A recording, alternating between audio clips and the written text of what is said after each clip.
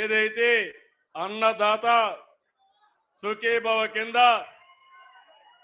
కేంద్రం ఇచ్చే దాంతో సమానంగా ఎప్పటికప్పుడు మీ అకౌంట్ లో డబ్బులు వేసే బాధ్యత నాదని మీ అందరికి విజ్ఞప్తి చేస్తున్నా.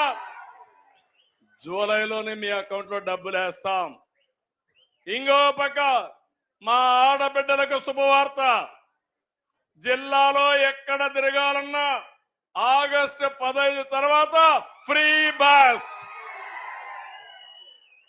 ₹1 కూడా అవసరం లేదు. ఇవన్నీ కూడా చేసి ఎక్కడికక్కడ సంపద పెంచుతూ ముందుకు పోవాలనుకుంటున్నాం.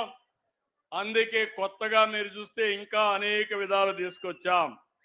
అయితే ఇక్కడ నేను మిమ్మల్ని అందరినీ కోరేది, సంక్షేమం పూర్తిగా ఇవ్వాలంటే, మీరు కూడా బాగా ఆనందంగా ఉండాలంటే అన్ని విధాలా మనం ఆలోచించాల్సింది ఈ నీటి సంపద అనేది మనం పెంచుకోవాల్సిన అవసరం ఉంది. నేను కొత్త విధానం తీసుకొచ్చాను. సాగునీటి సంఘాలు నేనే తీసుకొచ్చాను. డాక్రా సంఘాలు నేనే పెట్టాను. విద్యా కమిటీలు నేనే తీసుకొచ్చాను. దానికి కారణం ఎవరైతే స్టేక్ హోల్డర్స్ ఉన్నారో వాళ్ళకి పెత్తనం ఇవ్వాలని మీ అందరికీ తీసుకొచ్చాం. 6047 సాగునీటి సంఘాలు ఉన్నాయి. 267 డిస్ట్రిబ్యూషన్ కమిటీలు ఉన్నాయి. 58 ప్రాజెక్ట్ కమిటీలు ఉన్నాయి. వీరందరితో ఒక వారం 10 రోజుల్లో అమరావతిలో ఒక పెద్ద మీటింగ్ పెట్టి మీరు ఏం చేయాలో మీకు వివరిస్తూ పూర్తి అధికారాలు నిధులు ఇచ్చే బాధ్యత ఈ ప్రభుత్వానిదని మరొకసారి హామీ ఇస్తున్నారు. దానిపైన మీరందరూ కూడా చెరువు చూసుకోవడమే కాదు, ఈరోజు 2 విషయాలు మీరు గుర్తుపెట్టుకోవాలి.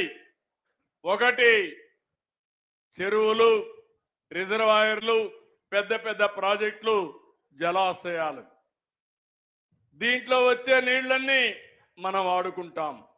రెండోది, భూమిని ఒక జలాశయంగా మార్చుకోవడం, భూగర్భ జలాలను పెంచుకోవడం.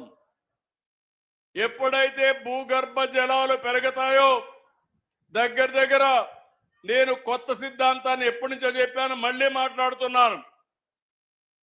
ఎప్పుడైతే వర్షాకాలం అయిన తర్వాత 3 మీటర్ల కంటే పైన నీటి మట్టం ఉండకూడదు, 3 మీటర్లే ఉండాల. మళ్ళీ మనం నీళ్లు వాడుకున్న తర్వాత వర్షాకాలం కంటే ముందు 8 మీటర్ల కంటే తక్కువ ఉండాలి. అంటే 5 మీటర్లే మీరు వాడుకోవాలి.